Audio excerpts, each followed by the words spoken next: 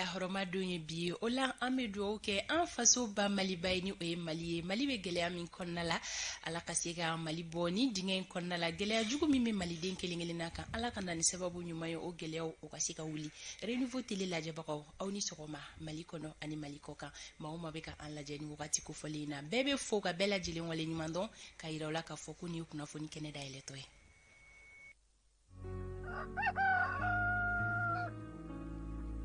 Renouveau matin, ale renouveau sɔgɔmada kunnafoni ni kɛnɛ in bɛ sigi aw ye dɔgɔkun kɔnɔ siɲɛ 5 ka daminɛ tɛnɛ ka taa bila juma na nɛgɛ kanɲɛ 7 sanga 15 ka taa bila nɛgɛ kanɲɛ 9 na kɛnɛ min kɔnɔna la aw ka kunnafoniya kunfɔlɔw bɛ fara ɲɔgɔn kan ka di aw ma. Renouveau matin jamakulu fɛ bonya ani karama kɔnɔna la o la aw minnu bɛ yen nɔ ko aw sɔgɔlen don anw na aw ka sokɔnɔnaw la an ka foli bɛ aw ye. Aw minnu sera aw ka baarakɛyɔrɔ la n'aw bɛ k'an lajɛ an bɛ aw fo ka aw bɛɛ lajɛlen wale ɲuman dɔn. Lamɛnbaga jamakulu an tɛ ɲinɛ aw kɔ. Radio Renouveau lamɛnbagaw aw ni ɲɔgɔn tuma. Radio Mamilon ka bɔ Kebila ka fara Tamanin kan. Maa minnu bɛ ka an lajɛ an ka bɔlɔlɔ siraw fɛ Renouveau FM Renouveau Télé page kan ko abonné kelen-kelenna ma ko ni ɲɔgɔn tuma o mana kɛ diɲɛ fan o fan. Bi juma mɛ kalo tile 27 Renouveau matin kɛnɛ dayɛlɛ la. Dibila baara kɛbagaw an ka foli belebeleba bɛ u ye. Solikawuliw sabatira labɛnw sigira sen kan. An bɛna don kibaruyaw olu kɔnɔna la an ka nɛgɛ karafetigiw ka yamaruya kɔnɔna la. Fɛn bɛ tali kɛ kumaso kɔnɔna la yan nɔ jama dafalen don Amadu El Konare ka fara Isa Kaba Sidibe kan ani Fanta Tomota an bɛna don aw ka kibaruya kunfɔlɔ olu kɔnɔna la. Amadu le bi ye le 27 ye. A bɛ cogo di? I ka le in bɛ majuscule la wa minuscule? Tumani tɛ bita la dɛ. Je suis très fâché contre toi. Muna? Très très fâché. Ni mun k'i la? Parce que k'i bɛ ka yala ka taa fɔ mɔgɔw ye ko le journal de Renouveau matin est présenté par un journaliste arrogant. O kuma ni kuma nin y'a mɛn dugu kɔnɔ. Réconciliation min tun b'an cɛ. Ayi jɔ sa an ka réconciliation bila kɛrɛfɛ. Je quitte la table de négociation. J'ai décidé de quitter. An Sardine Aïdara tun bɛ min na ani n'i y'a kɛ ten kɛlɛ bɛ tiɲɛ dɛ kɛlɛ mana gɛlɛya cogo o cogo ni sigi ka fɔ siraw daminɛna a ka kan i ka sɔn o ma. J'ai quitté la table de négociation et jusqu'à ce que tu présentes publiquement tes excuses. Ɲininkali kelen min ɲininka fɔlɔ plus un journaliste ka arrogant. excuse présenter la o tɛ problème ye n b'a kɛ publiquement jama rahamani bɛɛ lajɛlen ɲɛna mais a fɔra k'e ye journaliste arrogant ye n ye nkalon tigɛ wa. I ma ɲininka ni cɛ don ni nkalon na a fɔra de. A ye ɲininkali kelen n'i sera ka ne jaabi ne bɛ n bolo fila dan kɔ i ma kɔrɔfɔ dɛ a fɔra bɛɛ de ɲɛna ne ma fɔ i kɔfɛ o. Hali foli tɛ sɔgɔmada in na je suis fâché i yɛrɛ bɛ ka n ka tension tɔ la. I bolo da i dusu kan embargo b'an kan gɛlɛya b'an kan ni énervement faral'o kan a maɲi dɛ. I t'a fɔ maaw ye cogo i tɛ jisuma dɔɔni min. O kuma je suis fâché. Somɔgɔw bɛ di. Aïdara ye k'a fɔ an Sardini maa bɛɛ ye ko fɔ ka bɛɛ min tun b'an cɛ ko j'ai quitté la table. E ka sabali i bolo da i dusu kan. A bɛ di. A tɛ cogo la. Jagoya don sa n'i fo baaraw daminɛ ni sɔɔni an bɛna don bɛɛ minnu mana kɛ bɔrɔ la an bɛna an da don o la. Siga t'a la Amadu bi ye juma ye bi ye donba ye a ka kan an ka dugawu kɛ an faso ye. Kosɛbɛ. Sabula halisa gɛlɛya bɛ ka fara gɛlɛyaw kan a ka kan an ka ŋaniya ɲumanw yira ka dugawu kɛ. Kosɛbɛ ni ŋaniya jɛlenya ye an bɛ dugawu kɛ ala k'an bɔ bɔda ɲuman fɛ. Ami. Ala ka fangako nata bɔ maliden caman dusukun na k'a kɛ maliko nata ye waasa an ka gɛlɛyaw bɛ duga. Ala ka o duwawu kelen minɛ bi sɔgɔmada in na walawalali kɔnɔna la kanubagaw ɲɛfɔli bɛ na kɛ aw ye kumasen min kan o de ye arrogant ye. Arrogant ale kɔrɔ ye jumɛn ye an y'a suganti kun jumɛn de la mun de kɛra kuma jumɛn de fɔra a kɛra hukumu jumɛn de kɔnɔ Isa Kaba Sidibe ale ka labɛnw sabatilen don an bɛ ɲɔgɔn lasɔrɔ décryptage kɔnɔna na bi jɛmukan ale kɔnɔna la anw ka bi ma welelen o ye Ibrahima Kebe ani ale bɛna masala fɛn min kan o de bɛ tali kɛ bɛnkan sɛbɛn ale lawaleyali ni o bɛ accord mise en œuvre ko fɔ ani Kebe bɛna baro kɛ o kan kosɛbɛ Maliki Konate anw ka bidon baara ɲɔgɔn welelen don fɛn bɛ tali kɛ moto kɔni vignette ko ani permis ko fɛn bɛ tali kɛ moto taxi ni caman tigi kɔni bɔra ka dusuma kasa yira o la k'a kun ye jumɛn ye anw ni Maliki bɛna masala o kan kosɛbɛ walasa bɛɛ lajɛlen ka se ka faamuyali ɲuman sɔrɔ sabula ni moto vignette ko ni permis ko a ko nka ko kuma cayalen don kosɛbɛ ni wagati laban in na an fɛ yan nɔ Mali kɔnɔna na Amadu El Konare ale bɛ yan nɔ ka don kibaru lase aw ma sɔɔni aw bɛ ɲɔgɔn lasɔrɔ anw ka bi sɔgɔmada in na kɛnɛya kunnafoni o bɛ tali kɛ denmisɛnninw ka kuma mɛnbaliya ale kan docteur bɛna bena ɲɛfɔli kɛ Awa Daɲogo ale ka wulikajɔ kɔnɔna la. Sori Ibrahim Diallo san kɔni solila ka na sɔgɔmada in na ali n'a ma caya an t'a dɔn n'a sera Bamako quartier bɛɛ lajɛlen na. O la Sori bɛ fan jumɛn sɔgɔmada in na? Sori bɔ furadama kana bila an bɛna wele sanga mun na a ka yetaw bolila fɛn minnu kan Sori bɛna a da don la an ka don fɔli duma o bɛ o kɛrɛfɛ kunnafoni gafew ɲɛfura fɔlɔ laseliw bɛna kɛ bi jɛmukan kɔnɔna la. Alexi fɛnɛ bɛ bisimila a ma sɔn fɛn minnu ma a bɛ tɛmɛ ni o lasew ye ka bɛɛ fo ka bɛɛ wale ɲuman dɔn. An bɛna kunnafoni kɛnɛ dayɛlɛ sisan ni wagati bolo dacogo ye.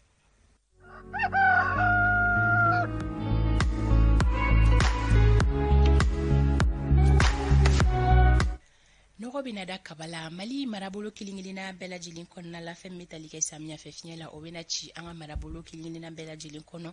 nka Menakakaw fɛ yen nɔ ka fara Tawudeni kan Gao, Kidal ani Tombouctou worodugu yan fan tilemafɛ fiɲɛ o bɛna ci ni marabolo kofɔlen ninnu na fɛn min bɛ tali kɛ kɔrɔ marabolo kɔnɔna la bi olu ka yɔrɔjan filɛli ko o bɛ sa ka sababuya kɛ gɔngɔnbulon ye yɔrɔjan filɛli min ko don a b'a daminɛ kilomɛtiri 4 ka taa bila 8 bɔɲɔnko la Mali fantaw fɛ gɛlɛya foyi tɛ na do yɔrɔjan filɛliw la fɛn kɔni bɛ tali kɛ sanjiko boloda cogo ye ninnu ye bi tile kɔnɔna la sɔgɔmada in na sanjiko bolodalen do Kitakaw fɛ yen nɔ Joyila Buguni Sikaso Kucala ka fara Kayi Kɛɲɛka fan kan ani Kulikoro bi après-midi walima su in na sanko bolodalen do Mali marabolo kelen-kelenna bɛɛ lajɛlen kɔnɔna la ko Mali marabolo kelen-kelenna bɛɛ lajɛlen bɛ se k'i sigi ni sanjiko ye fo ni Menaka bɔra a la Gao, Kidal ani Tawudeni fɛn kɔni bɛ tali kɛ bi finteni hakɛyaw yɛlɛmaba bɛ ani kunun ta ni ɲɔgɔn cɛ o la bi tilegan in na Kayikaw fɛ yen nɔ olu ka tile bɔta hakɛya o bi jɔ degere 38 na Kulikoro olu ta bɛ kɛ 36 ye Sikaso 32 Segu 38 Mopti degere 40 Tombouctou 42 Gao 44 Kidal degere 43 fo ka taa se Menaka ma fɛn bɛ tali kɛ Tawudeni na bi tilegan in na olu ka tile bɔta hakɛya bɛ kɛ degere 45 ye Bugunikaw olu ta bɛ kɛ 36 ye Kucala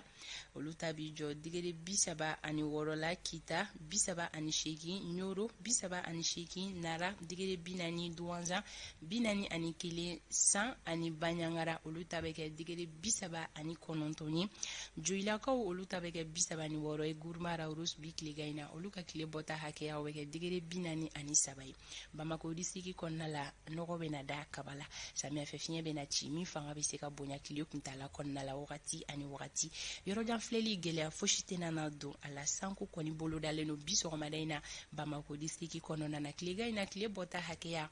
o bɛ kɛ degere 36 ye Bamako n'a lamini sɔgɔmada in na kɛnɛ cira nɛgɛ kaɲɛ 6 ale tɛmɛlen ni sanga 6 ye tile bɛna bin nɛgɛ kaɲɛ 18 o mana tɛmɛ ni sanga 52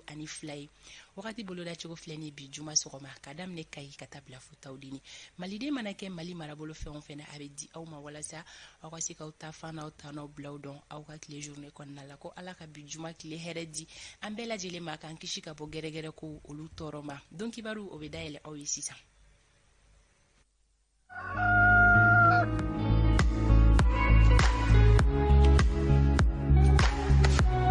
Nɛgɛ kaɲɛ 7 sanga 25 Amadu Lasana n bɛ kɛnɛ di ma. Tabarikala aw ni ce aw ni sɔgɔma aw ni nɛɛma maa minnu bɛ yen n'olu ye san sɔrɔ minnu yɛrɛ bɛ yen ni olu y'a wele mɛn k'a dɔn ko tubabuw ko chacun a son tour chez le coiffeur ko bɛɛ ta bɛna dɔɔni jango min ye daba ma ale ka nɛɛma ye a ye aw bisimila bi sɔgɔmada in na kibaruyaw bakurubaw la an bɛ aw ladɔnniya k'a fɔ nɔgɔ ale kɔni tununnen don ɲɛ tɛ ka da kan a bɛ ka ye yɔrɔ minnu na a bɛ ka feere 8,000 ani 400 yɔrɔ dɔw la 9,000 ani 400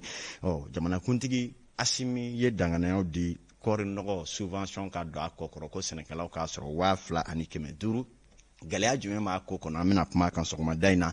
min ye hali bi n'a ka bi jamana marabaa dɔw ka wuli ka jɔ la waasa jamana ka foroba cakɛlaw bɛ se k'u ka saraw sɔrɔ joona gɛlɛya bɛ yɔrɔ dɔw la i n'a fɔ Jɛdugu Torodo commune o kumaw fɔra kunungo préfet a n'a jɛw fɛ an bɛna kuma o kan gɛlɛya ye mun ye anw yɛrɛ ka ɲini na an y'a ye k'a fɔ saraw sumayali gɛlɛya belebele ye régisseur caman ye commune na sɛgɛsɛgɛliw y'a jira ko régisseur caman bɛ yen minnu yɛrɛ tɛ sara yɛrɛ traitement processus dɔn k'a ɲɛ min ye ANICT jamana ka marabaa ɲɛmaayasow ye baara dɔ bila u ka bolo kan ka kala dɔ dayɛlɛ yɛrɛ hali Kati mara kɔnɔ min ye jɛkulu dɔw bɛ yen n'o ye record maaw ye waasa u bɛ se k'u ka sara traitement cogoya dɔn an bɛna kuma kan sɔgɔmada in na don kibaru kɔnɔna la lakɔli karamɔgɔw ka gun kan min ye ministre Ibrahim Ikasa Mayiga olu ka ɲinini kɔnɔna la ko fonctionnaire fictif n'o ye maa minnu bɛ kalo sa o sa sara lahaw taw bɛ bɔ ko a bɛ di olu ma k'a sɔrɔ o tigi dɔw yɛrɛ tɛ balo la o dɔw tɛ fonctionnaire ye ko bɛ miliyari camanba de tiɲɛ anw ka jamana kun ko lakɔli karamɔgɔw ka gun kan ko maa 400 olu kɔni sami kɛlen don k'olu ka sara bɛ bɔ kalo o kalo k'a sɔrɔ olu tɛ lakɔli karamɔgɔ ye jɔnw birilen don wariw kan o ko an bɛna kuma kan fɔ ka taa se forobaca bonda wɛrɛw bɛ yen nin jate minɛlen don minnu na ŋunuŋunu dɔw la secteur caman bɛ yen minnu ni a bɛ yen an bɛna kuma kan sɔgɔmada in na an ka don kibaru ale kɛnɛ kan na ni an bɔra yen nɔ min ye maa minnu bɛ troisième pont matarafa sisan dani nɔ u ka u kɔlɔsi u yɛrɛ la sabula bɛɛ ni b'a dɔn kɔni talen bɛ i yɛri a sanfɛ k'a sen 4 bɛɛ sin a sen 12 bɛɛ sin sanfɛ min y'o kɛlen don ka tɛmɛ ni gɛlɛya kosɛbɛ troisième pont kan maaw bɛ ka embouteillage jate minɛ kosɛbɛ an bɛna an ka kibaruya in na Bakari Sidibe ale solila ka taa yen an bɛna ja dɔw yira aw la sa dani nɔ ninnu ye an donkan ye bi an bɛna sinsin minnu kan ka Mali kɔnɔna n'a kɔkan na kibaruyaw tɛrɛmɛ k'a di aw ma sɔgɔma juma na bɛɛ b'i yɛrɛ sɔrɔ mun kɔnɔ a y'aw bisimila. aw ni sɔgɔma bi dugu jɛ ka min ye ba kɔfɛ maa minnu bɛ yen ni olu bɛ k'a daminɛ Jalakɔrɔbugu ka na i k'a dɔn Ɲamana ka bɔ Ɲamana ka na Yirimajɔ ani Banangabugu ka tɛmɛ Musabugu fɛ ni olu kɔni bɛ wulikajɔw kɛ ka dugu kɔnɔna matarafa ani maa minnu bɛ bɔ dugu kɔnɔ yɛrɛ fana ka na olu kɔni kamana ganlen don sɔgɔma joona in na a ma sɔrɔla k'a fɔ pɔnni kelen min ka surun olu la n'o ye troisième pont ye n'olu bɛ ba kɔ n'a ɲɛ bila ɲɔgɔn na bɛɛ ni ba dɔ kɔni solila ka taa i yɛri pont kɔni sanfɛ min kɛlen don sababu ye n'i bɔra ba kɔfɛ ka taa dugu kɔnɔ voie min bɛ yen ka se k'o bɛɛ tigɛ pewu ni mototigiw tɛ mobilitigi tɛmɛcogo tɛ yen finitigilakaw wajibiyara ka se ka pont kɔni sanfɛlan kɛ sira kelen ye maaw ka taa ni ka segin ɲɔgɔn kunbɛn o kanna na a kɛlen don dusumakasa ye sɔgɔma joona in na yɔrɔ in na tɛmɛni nasiratigɛ la sabula embouteillage fili kun ka jan yɔrɔ jan fɛ Bakari Sidibe ale ye ja dɔw d'an ma sisan an ka ɲɛmadaw fɛ k'a sereya.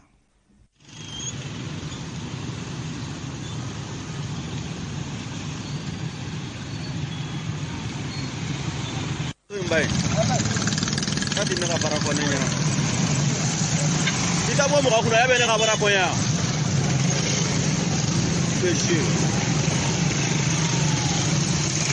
Barakala ni kɔni de bɛ troisième pont sanfɛ sɔgɔmada in na joona joona an ma se k'a dɔn fɔlɔ nin bɛɛ ni binna cogo di pont yɛrɛ yɔrɔ duman yɛlɛnyɔrɔ la a kɛlen don gɛlɛya ye mun na finitigilakaw kɔni b'a la ka maa bɛɛ orienté ka kɛ voie kelen kan ni o ye ɲumanyanfan ye mobilitigiw b'a la ka taa ni ka segin kɛ o kan o kuma maaw kɔni caman ka retard bɛ sɔgɔmada in na baara yɔrɔ t'a la k'a sabu kɛ nin ye hakili la finitigilakaw an jigi b'a kan wulikajɔw bɛ sen na waasa a ko bɛ se ka dɔgɔya ka bɔ yen cogoya min na an bɛ taa ɲɛfɛ an y'a fɔ ten min bɛ tali kɛ Mali jamanakuntigi Asimi Goita ale kɔni ye sɛnɛ cɔla do kolatigɛ jɛkulu yɛrɛ sigira ɲina ni o ye Conseil supérieur de l'agriculture ye min kɔnɔna la sɛnɛkɛlaw ye gɛlɛyaba min fɔ o ye nɔgɔ ko gɛlɛya kɔni ye a ma sɔrɔla k'a fɔ ni sinsin san tɛmɛnenw kan wari tɛ maaw bolo nɔgɔ gɛlɛyara o kɛra degunba ye sɛnɛkɛla caman bɛ yen minnu ka foro kɔni kɛra ka a cɔlɔ suma ma se ka taa yɔrɔ jan jango kɔɔri o kuma o kɛra gɛlɛya nka o bɛɛ n'a ta jamana y'a jeni yɔrɔ fin ka se ka tɔni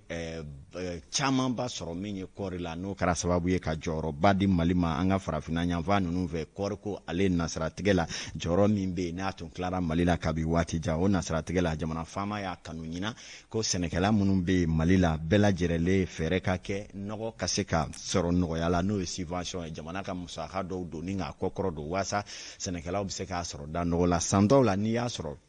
a tun bɛ subventionné 2,000 ni 200 ka kɛ ni kow ni gɛlɛya minnu bɛ yen jamanakuntigi n'a jɛw ye fɛɛrɛ min sɔrɔ o ye ka se ka nɔgɔ ka di sɛnɛkɛlaw ma kɔɔri nɔgɔ ni o ye 2,000 ni 500 ye jamana b'i jɔ ni a tɔw ye ani a dɛmɛbaa jɛkulu min bɛ tali kɛ o kow la jamana faamaw y'a sɛmɛntiya k'a fɔ u b'a fɛ ɲina ka se ka i k'a dɔn miliyariba caman ta sefa wari miliyari 400 ani miliyari 56 kow kɔni bɛna o de don ɲina sumanko nɔgɔko ani sɛnɛ yɛrɛ maɲɔgɔlɔnko da fɛ san 2022 ni samiya kura min kun bɔlen filɛ o musakaw la jamana yɛrɛ b'a jɔ ni sefa wari miliyari 176 ni wɔɔrɔ n'a kun ka fɛn ye maa minnu bɛ yen n'olu ye dɛmɛba sɛnɛkɛla bolofaradekulu dɛmɛ minnu bɛ yen olu bɛ miliyari 203 don o kow da fɛ min ye dɛmɛba jɛkulu ye n'o ye partenaire ye olu bɛ miliyari 76 olu bɛ o don o da fɛ o musaka ninnu kuru kara la subvention min bɛ yen ni jamana ye o bila ko ka bila nɔgɔ kunna o bɛ taa sefa wari miliyari 54 jamana bɛna o sara nɔgɔ kunkɔrɔ ɲina wasa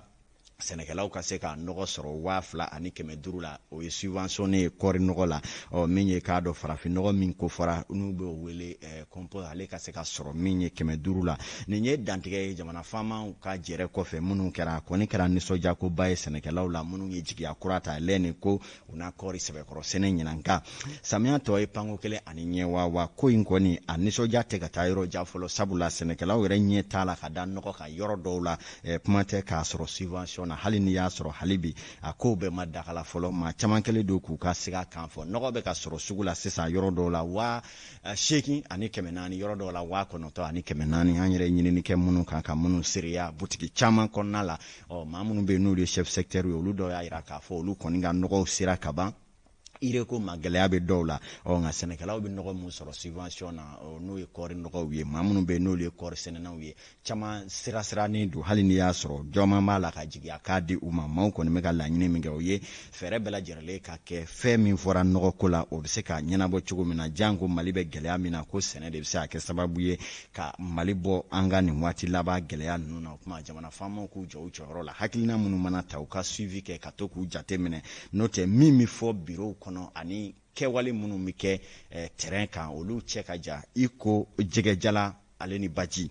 a ma tigɛ da min na sɛnɛkɛlaw an bɛ se olu yɛrɛ ma ka kibaruyaw ɲini ladiriya la ni k'a lase maaw ma o ladiriya kelen na an y'a fɔ ten fana jamana faamaw min ye a bɛ fɔ min ma ko ANR n'o ye Assise Nationale de Refondation jamanadenw ye laɲiniba dɔ kɛ laɲini dɔ min ye ko da b'a la ka digi jamana na ka jamana joli bɔ k'a pɔcɔ ko o gɛlɛya dɔ ye forobacakɛla cɔalangolo minnu bɛ yen n'o ye fonctionnaire fictif maa dɔw bɛ olu cɔa bɛ yen k'olu ye jamana ka forobacakɛlaw ye kalo o kalo u ka sara dafalen bɛ bɔ hali u bɛ avancer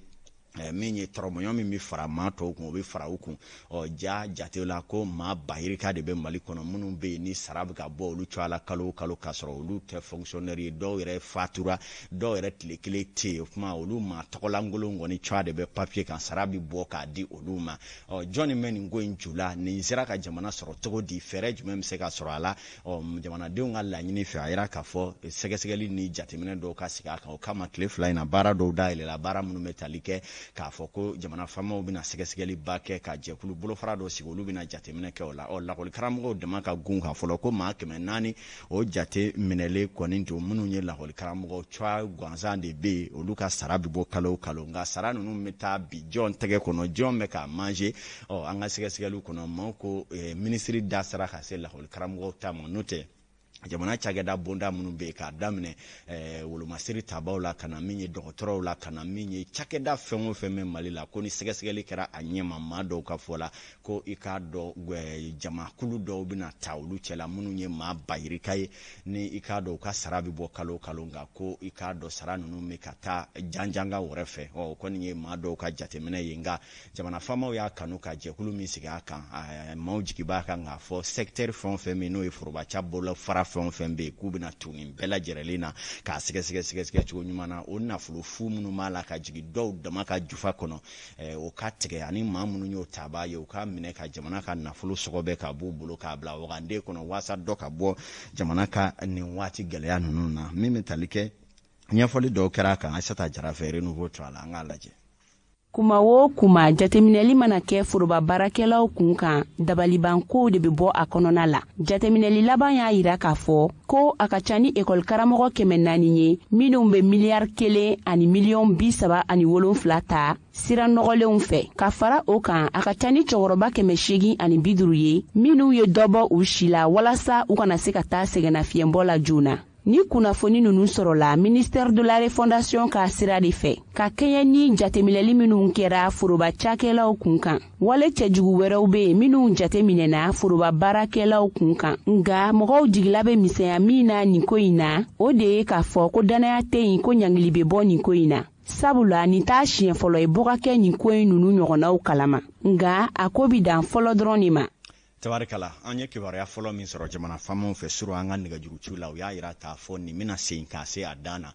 ni a kumaba fɔra n'a kɛra koba tɛgɛrɛba na fɔ nka n'a kumaba fɔra n'a ma kɛ min ye k'a dɔn a hakilina jigin kumaba renouveau na o kibaruya fana di k'a dɔn o layidu olu ma timɛ an bɛ taa ɲɛfɛ hiji o ye alisilamɛya jɔsen dɔ ye k'a dɔn k'a fɔ minisiriso min ɲɛsinnen don diinɛko ni batoko ma jamana kɔnɔ olu fana bɛ wulikajɔ kɛ san o san waasa maliden minnu bɛ yen ni ala ye magan da nɔgɔya olu ye olu bɛ se ka taa magan ka taa hiji cogoya min na min ye san o san hiji wariko kɔni b'a la ka kɛ kɔrɔbakɔrɔ ka gwango ye ni se tɛ maa min ye e kɔni ka diinɛ ko 5e pilier ni o na to fale kun sabula min ye a nafolo dagosi kɔni o b'a la ka durusi ka yɛlɛ cogo min na o bɛ ka yɛlɛn ten k'a daminɛ 1,000,000 ka na 2,000,000 ɲinan kibaruya kunfɔlɔ minnu bira ko walasa e ka taa magan ka dulokibanjɛ don fɔ e ka i k'a dɔn 4,000,000 a n'a kunkanfɛn k'o ta k'o da fiɲɛ na kɔni kɛlen don gɛlɛya ye min kɛlen don ka agence de voyage sɛbɛkɔrɔ sɛgɛn a ma sɔrɔla k'a fɔ jamana faamaw olu kɔni bɛ taa ni maa dɔw ye jamana yɛrɛ ka taali bolo fɛ kɛn yɛrɛ ye agence tigi dɔw fana bɛ taa ni maa dɔw ye nin ko in yɛrɛ bɛ lahalaya jumɛn na fɔlɔ ani agence tigiw y'a ye cogo di min ye Gabriel Keita ka taa se k'a dɔn Awa Zakaria Umaru Keita olu kɔni ye wulikajɔ dɔ kɛ an k'a lajɛ olu kun ɲɔgirila a bɛ san 2 bɔ san 2020 ani 20 ani san 2021 ka sababu kɛ coronavirus banaw ye nga maga ɲɛmaw olu y'a laɲini ka baaraw sigi sen kan tuguni nga i b'a ye k'a fɔ eji wari n'a yɛrɛ kun bɛ 2,000,000 n'a kunkanfɛn ale taara a yɛrɛ sɔrɔ 4,000,000 a n'a kunkanfɛn. Bon ɲinan eji effectivement a augmentera de 50%. Mais facteur cause dɔ de y'a kɛ mais cause ninnu yɛrɛ tɛ dépend en agence la Mali kɔnɔ yan ka d'a kan fɛn fɔlɔ min yɛrɛ augmentera mun ye prix yɛrɛ yɛlɛ o ye minasigi ye minasigi iji yɛrɛ bɛ kɛ tile 5 minnu kɔnɔ mina arafa muzelfa o de augmentera kosɛbɛ donc 30,000 o taara fɔ 1,000,000 na donc o y'a kɛ caman farala iji sɔngɔ kan bon n'i y'o fana bɔra ye i ka jateminɛ diɲɛ kɔnɔ bi fana dollar bɛ ka yɛlɛ guerre mun bɛ Ukraine a jouera kosɛbɛ carburant fana kan kérosène fana yɛlɛla donc ce qui fait que transport fana ye facteur filanan ye mun fana augmentera bon sabanan yɛrɛ mun bɛ yen fana n'an sera Saudiya la Saudiya fana ye taxe sigi sisan fɔlɔ taxe kun tɛ Saudiya la Saudiya fana ye dɔ fara u ka taxe kan donc taxe yɛrɛ sisan Saudiya la a bɛ taa fo 20,75% na hébergement na bon n'i ye nin a bakuruba ta nin de b'a kɛ ɲinan iji sɔngɔ yɛlɛla an bolo. Nin waleya in a kɔlɔlɔ bɛna se kosɛbɛ agence de voyage ma ka sababu kɛ client ko ta fanfɛla la. Client kabini a daminɛ na comme nin y'a san 2 iji ma kɛ an kun y'u ladɔnniya k'a f'u ye ko ɲinan iji bɔra mais ɲinan prix ma fɔ fɔlɔ bon alhamdulillah prix fɔra dɔrɔn an ye téléphone ta ka essayer ka bɛɛ joint yan'u k'a mɛn réseaux sociaux kan yan'u k'a mɛn télé ni radio la ka a ladɔnniya k'a fɔ an yɛrɛ kun sigilen tɛ ni prix ye. An yɛrɛ y'a laɲini ka se ka kuma ɲɔgɔnya ni maison de aji ye nka u ma sɔn ka kuma fɔlɔ nin waleya in kan bari u y'a yira k'a fɔ ko bari halisa u bɛ ka kunnafoniya jɔnjɔn ɲini iji wari farankan in kan hakililajiginna k'a fɔ ko iji san 20 ni 22 ale kan ka daminɛ juillet kalo tile 7 ka taa bila juillet kalo tile 12 la san 2020 ani 20. tabarikala u ma olu bɛɛ sɔrɔ tuma min na u na kuma renouveau kibaruya dilaw ye an bɛ taa Keɲewakaw fɛ Kayi mara la k'aw ladɔnniya k'a fɔ dugu 6 bɛ yen min ye Keɲeba yɛrɛmara kafo kɔnɔ olu tɔɔrɔmɛ u dimimɛ u dusukasi bɛ a ma sɔrɔla k'a fɔ min ye siniwa dɔw kɔni bɛ yen n'o ye sini jamanadenw y'an ka Mali kɔnɔ olu kɔni ka baara bɛɛ lajɛlen bɛnnen don min ye k'a dɔn awa baara dɔw ma n'o y'an ka dugu jukɔrɔ nafolomafɛnw ni dugukolo yɛrɛ dugu kɔnɔ n'a sɛbɛkɔrɔ wagasi ɲɔgɔn na Keɲewakaw fɛ yen nɔ wa o bɛɛ kɔfɛ k'u ka baaraw la u tɛna foyi kɛ sigida ye mun bɛna ni yiriwa baara ye an ka jamana kɔnɔ k'a fɔ ko projet de développement u tɛ foyi lase sigida ma tiɲɛni yɛrɛ kɔ bi ni sigidaladenw yɛrɛ ko sa olu yɛrɛ bɛna wuli ka nin ko in misidura ta biɲɛ ma ye wele bila an ka jamana faamaw ma ko n'u ma wuli k'u ɲɛ gɛnɛ bɔ ni siniwaw ka baara la Keɲeba ko a ma ɲɛ bi bɔ a wa a bɛna jamana sigi a sen sabara kɔnɔ Yusuf Kulubali b'a ɲɛfɔ an ye. Dugu minnu ka cidenw kun bɛ yen olu kɔni y'u ka nisɔngoya yira ka kɛɲɛ ni u ka sɛnɛkɛ dugukolow tiɲɛni ye ale ni sigida yiriwa fɛɛrɛw bilabaliya sen ka dunan minnu bɛ k'u ka dugukolo baara olu fɛ ka far'o kan u da sera ji ɲuman sɔrɔli gɛlɛya ma ale ni u ka sigida sifinnakaw tabaliya baara la o de la u y'a wajibiya dunan minnu be k'u ka dugu jukɔrɔ nafolow baara u ka waleyaw bila sen ka min be taa sigida yiriwali sira fɛ ale ni se kɛra maa minnu bolofɛnw ma u ka sanubaaraw hukumu kɔnɔna na ka musaka d'olu ma walasa u be se ka fɛn wɛrɛ kɛ n'u yɛrɛ ka sɛnɛkɛ dugukolow bɔsilen d'u la k'a bila siniwaw ka bolo ka walasa olu be se k'u ka sanu ɲini baaraw kɛ keɲeba yɛrɛmara kafo dugu caaman be yen olu kɛlen do ka jalaki ta ka ɲɛsin u ka meri ma ka kɛ ni nin waleya ɲi kɛli ye ka san sɔrɔ u ka yɛrɛmara kafo kɔnɔna na o de la u be welewelekan bila ka ɲɛsin jamana marabaw ma togoya min na u be se ka bila u ka hakɛ kɔnɔna na ale ni maa minnu be ka nin waleya ɲi sinsin ka dan sigi olu ka koo la maa minnu kun be nin lajɛ ɲi kɛnɛ kan u y'a yira k'a fɔ ko keɲeba mara kɔnɔna na ko siniwaw ka sanubɔ yɔrɔ min be yen k'a ka ca ni yɔrɔ 70 ye minnu yɛrɛ n'u ti sariya kɔnɔna na nin lajɛ yɛrɛ kɛnɛ kan dugu minnu ka cidenw kun be yen o be tali kɛ fuganina magasindugu santa dakoto masarena makuke ale ni hanbina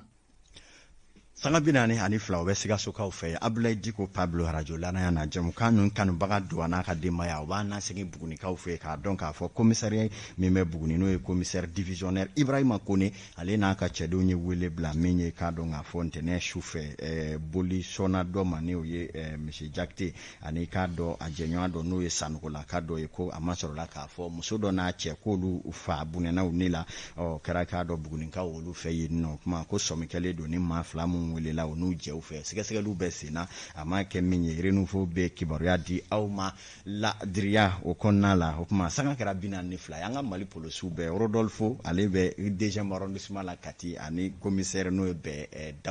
Dako ninnu bɛɛ y'an ka jɛmukanw kanubaga ye nin waati na Mahamadou Kasoge n'a ka denbaya ministre de la justice o kuma ko jamanadenw jigi b'u kan kiiri ka boli cogo ɲuman na pan kana kɛ maa kunna maa kana fisaya ni maa ye waasa hali bi n'a ka bi kiiri ko a bɛ se ka ɲɛ sɔrɔ Mali kɔnɔ bɛɛ ka lafiya jigiyaba bɛ transition kan o kɔnɔna la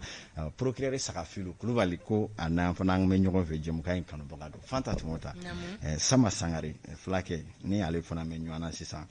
Milimo y'ale fasa da dɔnkili la fɔ Milimo ka ne Sama tɔgɔ de bɔ ye ka ne tabila ye Muna je le mérite Sama min kɛ o je le mérite